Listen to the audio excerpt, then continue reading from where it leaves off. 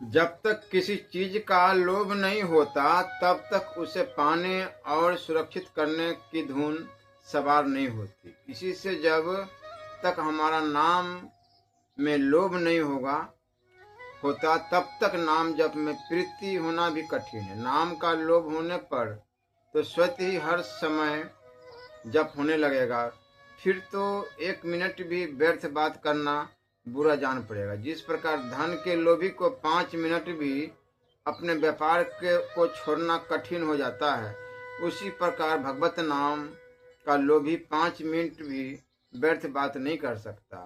जब सबसे कठिन चीज है। मैं तो ज्ञान और ध्यान से भी जप को कठिन समझता हूँ। लोग ज्ञान की बातें तो रात दिन कर सकते हैं, परंतु उन्हें जप करना कठिन है। सब प्रकार की बातें छोड़कर निरंतर एक ही मंत्र को जपते रहना साधारण बात नहीं है। जप में बड़ी विलक्षण शक्ति होती है। नाम मंत्र से भी बड़ा है, क्योंकि मंत्र जप में विधि का बंधन है, जबकि नाम जप में विधि विधान की कोई आवश्यकता ही नहीं है। जैसे कि गोस्वामी तुलसीदास जी भी कहते हैं, नाम लेते भव सिंधु सुखाई, कड़ी विचार देखो मन माई। नाम की यह महिमा कोई कल्पना नहीं, सर्वथा सत्य है। जिसकी राम नाम में निष्ठा हो गई, उसके लिए संसार में क्या काम बाकी रहा।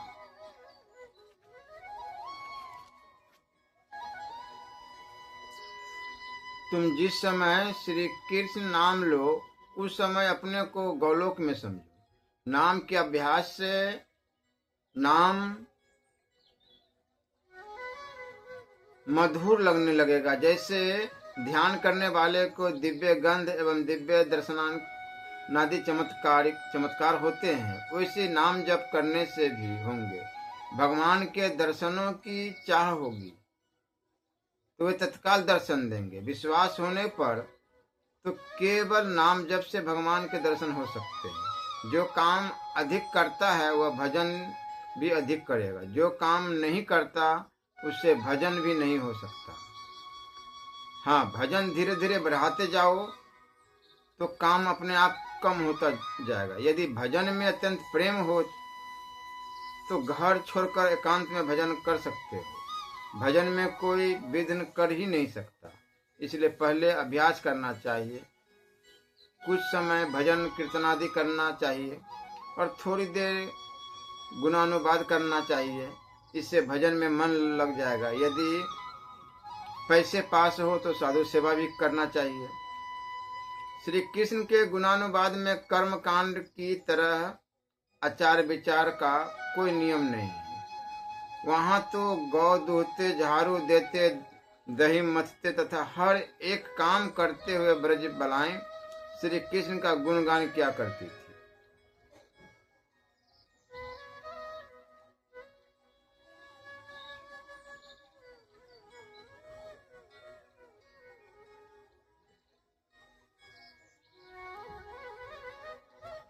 भजन कैसे करना चाहिए, इसके बारे में गोस्वामी तुलसीदास जी कहते हैं, काम ही नारी प्यारी जिमी, लोभ ही प्रिय जिमी दाम, तिमी रघुनाथ निरंतर, प्रिय लागहु मोहि राम।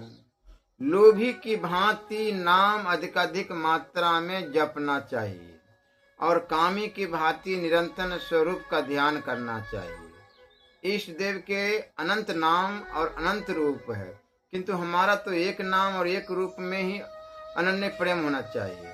भगवान से भगवत नाम अलग है, परंतु भगवत नाम से भगवान अलग नहीं है। नाम के अंदर भगवान है। गोस्वामी तुलसीदास जी की नाम लेत भव सिंधु सुखाई, करहूं विचार सुजन मन माही। इस चौपाई को सब लोग गाते हैं, किंतु फिर भी भगवत नाम नहीं जपते और भगवत नाम कीर्तन भी नहीं करते। भगवान तो अनंत सौंदर्य की खान है, फिर भी उसकी ओर मन नहीं जाता। इसका कारण यही है कि श्री भगवान का कृपा कटाक्ष नहीं है। अपना पुरुषार्थ भी हो और भगवत कृपा भी हो तभी काम बनता है। ऋषियों ने यह निश्चय किया कि भगवत चिंतन ही विधि है और जगत चिंतन ही निषेध है। जगत चिंतन का परिणाम ही यह देह है। भगवत चिंतन करने से यह दिव्य हो जाएगा। अतः सर्वदा भगवान का चिंतन करना चाहिए। बस भगवत नाम की रट लगा दो। कलियुग कर्म न धर्म विवेकु, राम नाम अवलंबन एकु। जो जितना अधिक जप करेगा उसे उतनी अधिक शीघ्र सिद्धि मिलेगी। 16 नाम के महामंत्र की कम से कम 16 माला, द्राक्षाक्षर मंत्र की कम से कम 12 और ओम नमः शिवाय मंत्र की कम से कम 50 मालाएं नित्य प्रति फेरनी चाहिए। अधिक जितनी कर सके उत्तम है। जिस व्यक्ति का जिस मंत्र में प्रीति हो उसे उस एक ही मंत्र का जप करना चाहिए। त्याग की भावना के लिए पर द्रव्य का त्याग करे, पुरुषार्थ से दिव्य उपार्जन करे, विषयों में आसक्ति का त्याग करे, यथा लाभ संतुष्ट रहे तथा ब्याज शुद्ध दर शुद्ध से बचे। इन नियमों का पालन किए बिना तत्व ज्ञान की प्राप्ति नहीं हो सकती। इससे भी शीघ्र तत्व ज्ञान की प्राप्ति का उपाय यह है सदगुरु की प्राप्ति। सदगुरु मिल जाने से उसे शीघ्र सिद्धि हो जाती है। सदगुरु जो नियम बतलावे उन्हीं का पालन करे। अधिक जप करने से शरीर के परमाणु मंत्राकार हो जाते हैं। भगवत नाम स्मरण करने के लिए शुचि अशुचि या सुषमय कुसमय और सुस्थान कुस्थान का विचार नहीं करना चाहिए। भगवान के अनंत नाम है, अनंत शक्तियां हैं, अनंत रूप है और अनंत भाव है। किन्हीं महानुभाव ने अनंत नाम और अनंत शक्तियां ये दो ही पक्ष माने। इस प्रकार जब उनके अनंत नाम है तो श्री कृष्ण, श्री राम, श्री शिव ये भगवत नाम क्यों नहीं हो सकते? जो इन्हें भगवत नाम नहीं मानते वह उक्त सिद्धांत से अनभिज्ञ है। कीर्तन करने वालों को संध्या करनी चाहिए। यह नहीं सोचना चाहिए कि हम कीर्तन करते हैं, हमें संध्या करने की क्या आवश्यकता है। कीर्तन करने वाले भक्तों से मेरा निवेदन है कि वे कीर्तन करते समय बिना भाव की विशेषता के दिखावटी गिर पड़ना, मूर्छित हो जाना, रोना, नाचना आदि न करे तो अच्छा है। यदि अत्यंत बढ़े हुए भाव के आवेश में कोई सावधान न रह सकता हो तो दूसरी बात है। भाई, मैं ये नहीं कहता कि ध्यान मत करो, किंतु एक आदमी तो केवल ध्यान ही करता हो और दूसरा ध्यान भी करता हो और समय मिलने पर कीर्तन भी, तो थोड़े ही दिनों में देख लोगे कि कौन अधिक उन्नति करता है। कलयुग सब युगों से खराब है, परंतु तो भी देवताओं ने भगवान से प्रार्थना की कि हम कलयुग में पैदा हो। इसका कारण यही कि इस युग में केवल श्री भगवत नाम जप और कीर्तन से ही मोक्ष मिल जाता है। सब योगों में जप योग श्रेष्ठ है और योगों में तो यह देखना होता है कि उसमें काना न हो, कुष्ठी न हो, विधुर न हो, अविवाहित न हो आदि आदि। किंतु जप यज्ञ में ऐसी कोई बात नहीं देखी जाती। इसमें तो चाहे बालक हो, चाहे बूढ़ा हो, चाहे स्त्री हो, चाहे शूद्र हो, कोई भी हो, सभी का अधिकार है।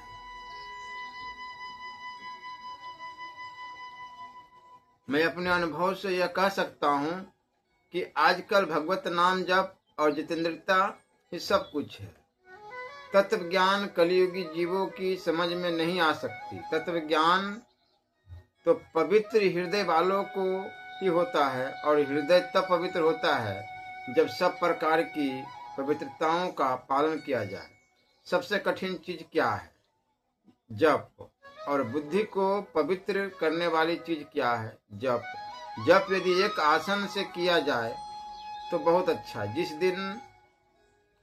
जिस दिन हमारी नाम में आसक्ति हो जाएगी, उसी दिन भक्ति महारानी आ जाएगी। भगवत नाम कीर्तन से ही उद्धार हो सकता है। देखो जी ऐसो राम नाम रस खान, मूर्ख या को मरम न जाने, पीवे चतुर सुजान।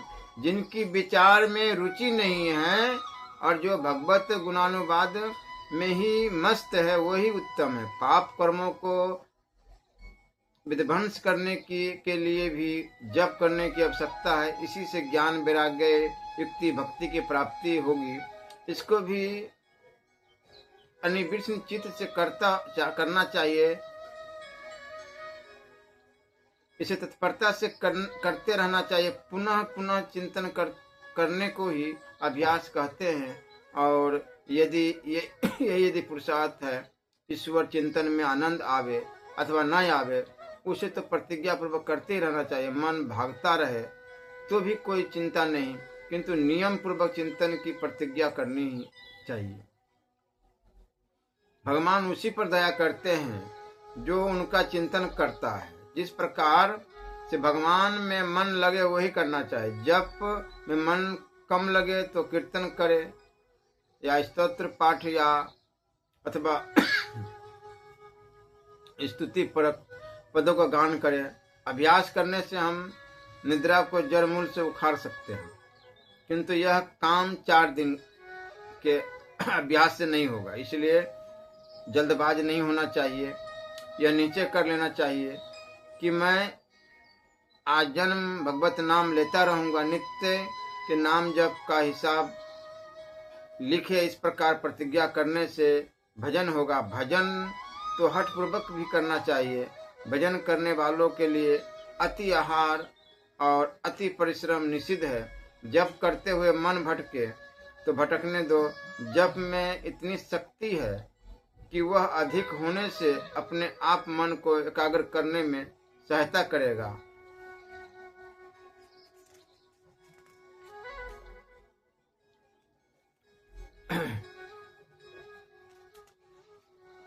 हम एकाग्रता की अपेक्षा भी प्रतिज्ञा पूर्वक नियमित रूप से जप करने में ही विशेष लाभ समझते हैं। जैसे 3 घंटे भजन का तथा नित्य प्रति गीता पाठ का नियम कर लिया जाए, नित्य प्रति साधन करने की प्रतिज्ञा कर ली जाए, तो इससे बड़ा लाभ होगा। यदि लाभ न भी दिखे तो भी कोई हर्ज नहीं। इस जन्म में नहीं तो अगले जन्म में लाभ दिखाई देगा। कभी न कभी तो आनंद आवेगा ही।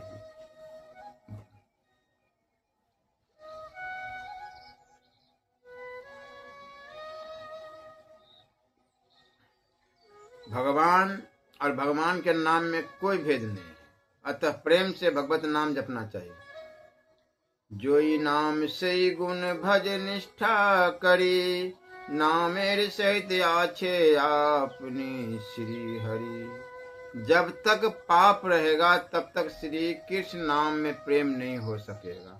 और जब पास बैठने से दूसरे व्यक्ति की जप में प्रवृत्ति होने लगे, तब समझो कि जापक का नाम जप सिद्ध हुआ है। जप के बिना न रहा जाए, यहाँ तक कि जप पूरा न होने पर खाना पीना भी न अच्छा लगे, तब समझो कि जप सिद्ध हुआ। इसी को जप निष्ठा कहते हैं। पाठ आदि नित्य अन्य साधनों से तो मनोरंजन भी होता है, ये प्रवृत्ति की ओर ले जाते हैं, किंतु जप निवृत्ति मार्ग है और भगवान की ओर ले जाता है। वास्तव में जप ही सबसे मुख्य है, किंतु उसमें मन कठिनता से लगता है।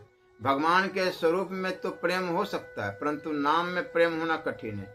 जिसने बहुत समय तक सेवा की हो, उससे ही नाम में प्रेम हो सकता है। भगवान का नाम उनके स्वरूप और सेवा दोनों की अपेक्षा सूक्ष्म है। स्मरण ही प्रेम का स्वरूप है। स्मरण करने से ही प्रेम होता है। बिना स्मरण किए केवल जप करने से विशेष लाभ नहीं होता।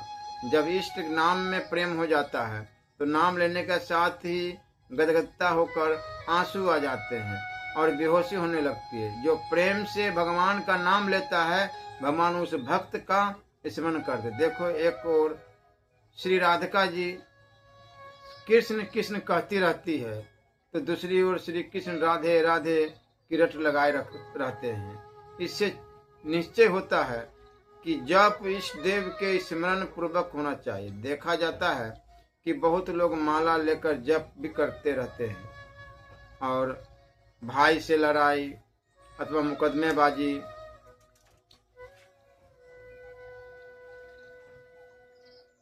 इस सब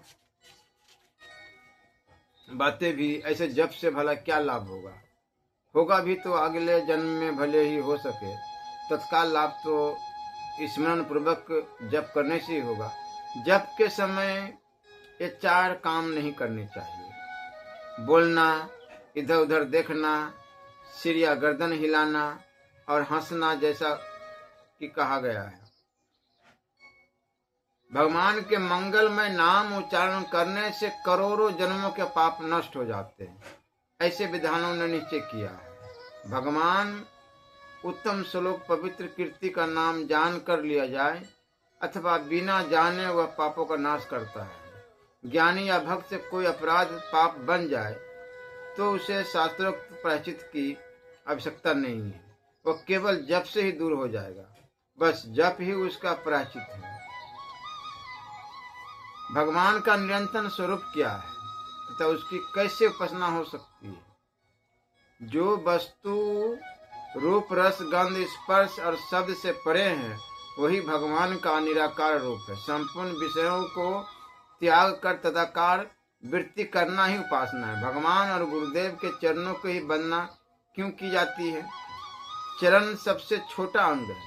इनकी वंदना करने से भक्त अपने को इनसे भी छोटा और हीन अनुभव करता है। अतः ऐसा करने से उनमें दैन्य आ जाता है। इस प्रकार चरण पकड़कर वंदना करने और शरण होने से हर एक का चित्त द्रवीभूत हो जाता है। पूजा और सेवा के क्या लक्षण, इन दोनों में क्या अंतर है तथा इसके अलग अलग कौन अधिकारी है?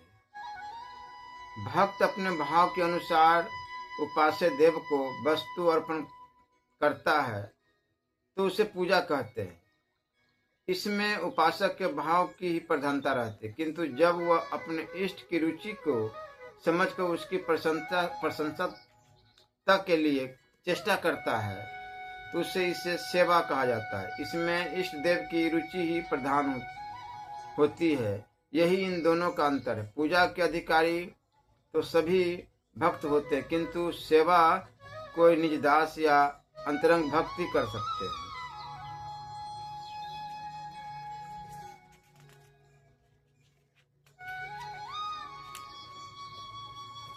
संसारी पुरुष को देहाभिमान रहता है और उपासक को जीव तत्वाभिमान रहता है। मैं ब्राह्मण हूँ, मैं क्षत्रिय हूँ, मैं वैश्य हूँ अथवा ब्रह्मचारी, गृहस्थ या सन्यासी हूँ, इनका नाम देहाभिमान है। तथा जो कुछ है वह प्रभु है। मैं सबका सेवक हूँ, यह जीव तत्व का अभिमान है। उपासना 3 प्रकार की होती है: अहंग्रहोपासना, निर्गुणोपासना, सगुणोपासना। वेदांती अहंग्रहोपासना करता है, योगी निर्गुण उपासना करता है और भक्त उपासक होता है। उपासना में भाव की प्रधानता होती है। अपने इष्ट के अतिरिक्त भगवान के किसी अन्य रूप में प्रेम होना ही उपासना का प्रधान विधि है। देखो, पतिव्रता स्त्री अपने पति के अतिरिक्त किसी दूसरे पुरुष की ओर कभी आंख उठाकर नहीं देखना चाहती, भले ही वह अत्यंत रूपवान, बलवान अथवा मधुर प्रकृति का हो। इसी प्रकार भक्त अपने इष्ट रूप के अतिरिक्त भगवान का कैसा ही चितचोर दूसरा रूप सामने आवे देखना नहीं चाहेगा। यही निष्ठा की ढूंढता है। भाव की बड़ी महिमा है। देखो, भाव की ढूंढता के कारण ही माँ या बहन के समीप रहने पर भी कभी काम वृद्धि नहीं होती। उपासना मूर्ति की नहीं होती, अपितु सच्चिदानंद घन की ही होती। उपासना में भाव की प्रधानता तो है ही, इसके साथ इन 10 बातों पर भी पूरा ध्यान रखना चाहिए: सम्मान, बहुमान, प्रीति, विरह, इतर विचिकित्सा, महिमा ख्याति, तदर्थ प्राण धारण करना, तद्यता, सर्वत्र तदभाव, अप्रकृतिकुलता, इनका सम्मान भगवान के मंदिर के सामने से जितनी बार निकले उतनी बार प्रणाम करें तथा गुरु भक्त एवं ब्रह्मादि अपने पूज्य व्यक्तियों से जितनी बार मिले उतनी ही बार नमस्कार करें। इससे दैन्य भाव बढ़ता है। बहुमान अपने नाम आदि भगवान के नामानुसार रखे, इससे भक्त में भगवदीय गुण आ जाते हैं। इसी प्रकार भगवान का नाम सुनकर अथवा नीले बादल या वृक्षादि को देखकर मन में भगवान की महिमा का उदय ही हो जाना ही बहुमान है। प्रीति, जप आदि करते करते उन्हीं में आसक्ति हो जाना प्रीति है। विरह, भगवान की स्मृति से चित्त गदगद होकर व्याकुल हो जाए, करुणा से भर जाए अथवा बेसुध हो जाए, इसी का नाम विरह है।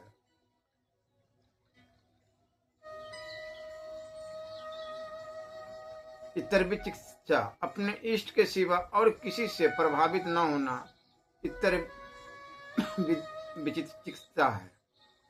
महिमा ख्याति, अपने इष्ट या गुरुदेव की महिमा प्रकट करना तथा और किसी की महिमा हृदय में न लाना महिमा ख्याति है। तदर्थ प्राण धारण, अपने इष्ट देव के लिए ही प्राण धारण करना तथा इन्हीं के लिए प्रत्येक क्रिया करना, तद्यता, सब कुछ अपने इष्ट का ही समझना तद्यता है। सर्वत्र तद्भाव, सब जगह परमात्मा को ही देखना। अप्रतिकूलता, भगवत इच्छा में दखल न देना। जो कुछ हो रहा है उसे भगवत इच्छा समझकर ठीक मानना तथा उसके विपरीत लोकहित की दृष्टि से भी कोई संकल्प न करना अप्रतिकूलता है। संसात्मा को न संसार में सुख होता है न भजन में। प्राय देखा गया है कि जो विषय में पूरे आसक्त होते हैं वही भगवान में पूर्णतः आसक्त हो सकते हैं।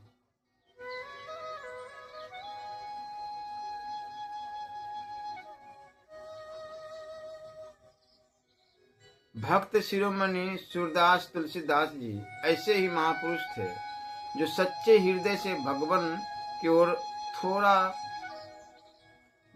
भी लग गया है उसे संसात्मा नहीं कह सकते। संसात्मा तो वह है जिसका कभी भी विश्वास नहीं है। उपासना दो प्रकार की होती है, ऐश्वर्य उपासना और मार्धोपासना। भगवान सर्वव्यापक है, सर्वशक्तिमान है। इस प्रकार चित्त में भगवान का प्रभाव आना ऐश्वर्य उपासना है। किंतु मार्धोपासना में तो भगवान अपने निजन होते हैं, वो एक देशीय और बालक ही जान पड़ते हैं तथा डरते हैं और लड़ते झगड़ते भी हैं। उपासना के और भी 3 प्रकार माने गए हैं, वैदिकी, गौणी और अनुरागात्मिका। वैदिकी या वेदी उपासना उसे कहते हैं जब भक्त निर्माण होकर वेद शास्त्र की विधि के अनुसार अपने कुल परंपरा का अनुसरण करते हुए इष्ट देव या कुल देव का पूजन करता है। गौणी उपासना में प्रधानतया भगवान के गुण और प्रभाव पर दृष्टि रखती है। भगवान ऐसे समर्थ और कृपालु है कि प्रहलाद की रक्षा के लिए खंभा फोड़कर प्रकट हो गए। इस प्रकार भगवान के ऐश्वर्य को लक्ष्य करके उनकी भक्ति करना गौणी उपासना है। अनुरागात्मिका तो भगवान की मार्ग भक्ति है। यह तो भगवान में अत्यंत अनुराग होने पर सबसे पीछे आती है। पहले तो ऐश्वर्य भाव से ही भगवान की भक्ति करनी चाहिए। जो आरंभ से ही मार्ग भक्ति करना चाहते हैं वे तो प्राय संसार की ओर ही चले जाते हैं। उपासना के 2 परिणाम होते हैं। कोई उपासक तो उपासना द्वारा अंतकरण शुद्ध होने पर जिज्ञासु हो जाते हैं और कुछ फिर ज्ञान प्राप्त करते हैं, और दूसरे केवल प्रेम में ही तत्पर रहते। ऐसे भक्त ज्ञान की इच्छा कभी नहीं करते। वे तो भगवान को ही आत्म निवेदन करके प्रेमानंद में मग्न रहते हैं। उसमें अहंता ममता नहीं रहती वो तो अपना सर्वस्व प्रभु को अर्पण कर देते हैं। भगवान की दया और अपने निज की चेष्टा दोनों ही से भजन में उन्नति होती है। सकार उपासक के लिए तो इष्ट देव की मूर्ति साक्षात भगवान ही है।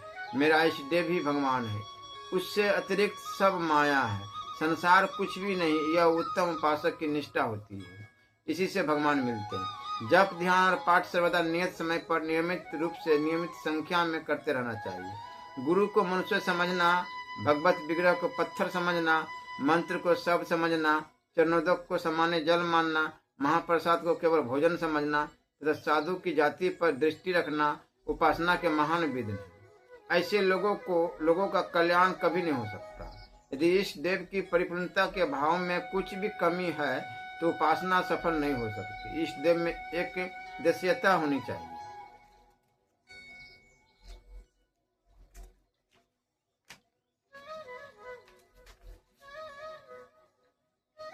किसी प्रकार का भाव नहीं आना चाहिए। ऐसी ही धारणा रखनी चाहिए कि परिपूर्ण सच्चिदानंद घन श्री भगवान के सिवा कुछ भी नहीं है। जैसे कि एक बादशाह की बेगम हर समय खुदा की बंदगी करती रहती थी और उसके ध्यान में तल्लीन रहा करती थी। एक दिन बादशाह आंख बंद किए हुए खुदा का ध्यान कर रहे थे। बेगम ने पूछा, क्या बाहर भीतर कुछ अंतर है? बादशाह ने कहा, हाँ अंतर है। बेगम बोली, तो आपकी इबादत कुछ नहीं।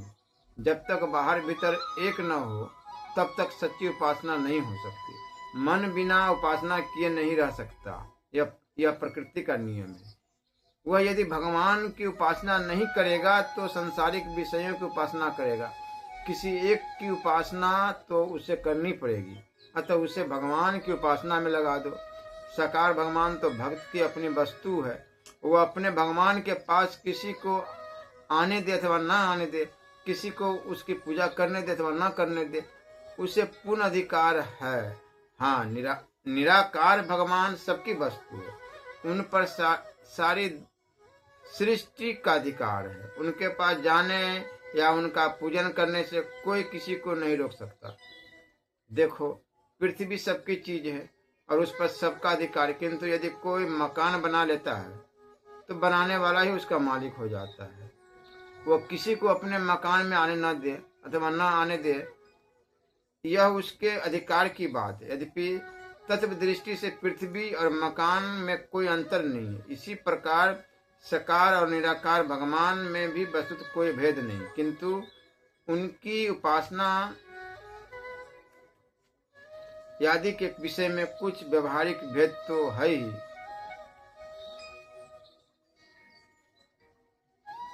ईश्वर का शुद्ध स्वरूप तो निर्विशेष है, उनकी उपासना नहीं हो सकती। इसलिए सकार या निराकार स्वरूप की उपासना करनी चाहिए। जहाँ तक भेद दृष्टि है वहीं तक बुद्धि की गति है और वही एक उपासना हो सकती है।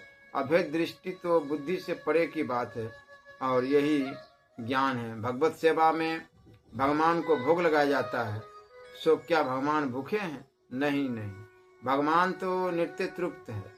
भक्त जन अपने लाभ के लिए ही भगवत सेवा करते हैं। इसका एकमात्र उद्देश्य यही है कि भगवदाकार वृत्ति हो। भगवान तो भावग्राही है। अपने इष्ट मूर्ति के सिवा भगवान के अन्य विग्रह को अपने इष्ट की ही विभूति समझो। इष्ट में अनन्य भाव की उपासना है। उपासक के लिए इष्ट से अतिरिक्त कुछ भी नहीं है। वह तो सब में अपने इष्ट को ही देखता है। उपासना दो की होती है, विषय की या सच्चिदानंद घन की। विषय की उपासना से कोई लाभ नहीं, वह व्यर्थ है, किंतु जो परिपूर्ण सच्चिदानंद घन की उपासना करता है वह तो सच्चिदानंद घन ही हो जाता है। उसके लिए जड़ कहीं नहीं रहता। उसने तो आरंभ से ही सबको सच्चिदानंद स्वरूप निश्चय किया है। इस प्रकार ज्ञानी की ओर अंतिम स्थिति होती है। भक्त तो ऐसा पहले ही निश्चय कर लेता है, अतः अंत में भी उसकी वही स्थिति रहती है। देवता की उपासना के लिए शरीर को दिव्य बनाया जाता है, क्योंकि दिव्य शरीर से ही देवता की आराधना हो सकती है। इसी तरह भगवान की उपासना के लिए भक्त अपने को चिन्मय बनाता है, तभी भगवान की उपासना होती है, क्योंकि भगवान का शरीर चिन्मय ही है।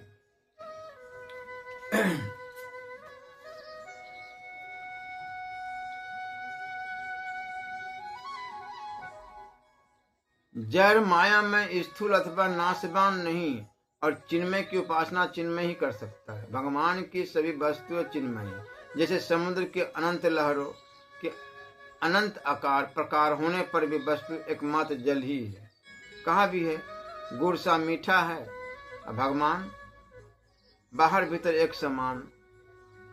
तो यह तो साधक की बात हुई, किंतु साधक की सिद्धि हो जाता है।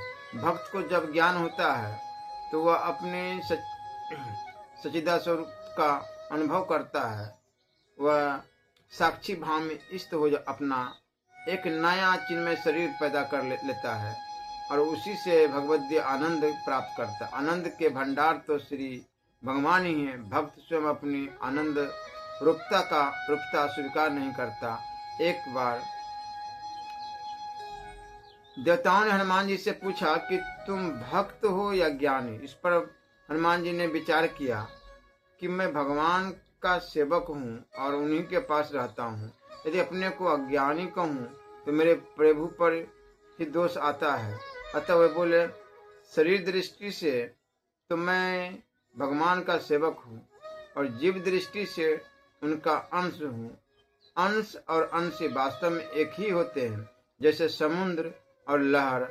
अतः वास्तव में चेतना सत्ता दृष्टि से तो जो प्रभु है वही मैं हूँ। मुझ में और प्रभु में कोई अंतर नहीं। इस प्रकार भक्त और ज्ञानी की साधना अवस्था में जिस प्रकार अंतर रहता है, वैसे सिद्धावस्था में भी रहता है। भक्त साक्षी भाव में चिन्मय शरीर प्राप्त कर लेने पर भी अपने चिन्मय आनंद के भंडार भगवान सही आनंद का भोग करता है। स्वयं आनंद स्वरूप कभी नहीं बनता। जैसे देखो, खांड के अनेक मिठाई के खिलौने बनते हैं, किंतु वे खांड मात्र ही तो होते हैं। उसी प्रकार भागवतीय सृष्टि की सब वस्तुएं चिन्ह मात्र ही होती है, चेतन से भिन्न कुछ नहीं होती। जिस प्रकार भगवान नित्य है, उसी प्रकार भक्ता का चिन्मय शरीर भी नित्य होता है। वास्तव में भक्त और भगवान की एक ही सत्ता होती है तथा भगवान की सेवा और विलक्षण आनंद का अनुभव करने के लिए भक्त भगवान के अपना भेद बनाए रहता है। देखो, स्नान करने पर जब शरीर शुद्ध हो जाता है तो दूसरे को छूने की भी इच्छा नहीं होती, किंतु उस समय क्या शरीर का मल मूत्र कहीं चला जाता है अथवा उसके अस्थि मांस एवं लोहू में कोई कमी आ जाती है। केवल भावना में ही तो शरीर की शुद्धि होती है। इसी प्रकार भाव से ही शरीर की चिन्मयता होती है और स्थूल शरीर का नाश होने पर भी वह भाव में चिंतन शरीर नष्ट नहीं होता। वो नित्य बना रहकर भगवद्गीय आनंद का उपभोग करता है। उपासक को ध्यान करते समय त्याग कार्य से लेना होता है। जिस समय इष्टकार वृत्ति करनी होगी उस समय अन्य त्याग का करना आवश्यक होगा। ध्यान के समय भूत भविष्य का चिंतन छोड़ना होगा। बस कृष्णाकार वृत्ति करता रहे। वृत्ति गाढ़ होने पर श्री कृष्ण का तत्व प्राप्त होगा। सकार उपासक के लिए तो मूर्ति भगवान ही है। उत्तम उपासक की अपने इष्ट देव में ही भगवत बुद्धि होती है। उसके अतिरिक्त और सब माया है, संसार कुछ नहीं है। यह उपासक की निष्ठा होती है और इस निष्ठा से ही उसे भगवान मिलते हैं। उपासक में 32 अपराध माने गए हैं। इन्हें करने से ही उपासक को भक्ति प्राप्त नहीं होती। अतः इन्हें हमेशा कुसंग का त्याग देना चाहिए। सबसे मेन बात, गलत खान पान, आहार शुद्धि होना बहुत जरूरी है। आहार शुद्धि, तभी आपको भजन में भी मन लगेगा, नाम जप में भी मन लगेगा, वरना मुश्किल है। श्री राधा वल्लभ लाल।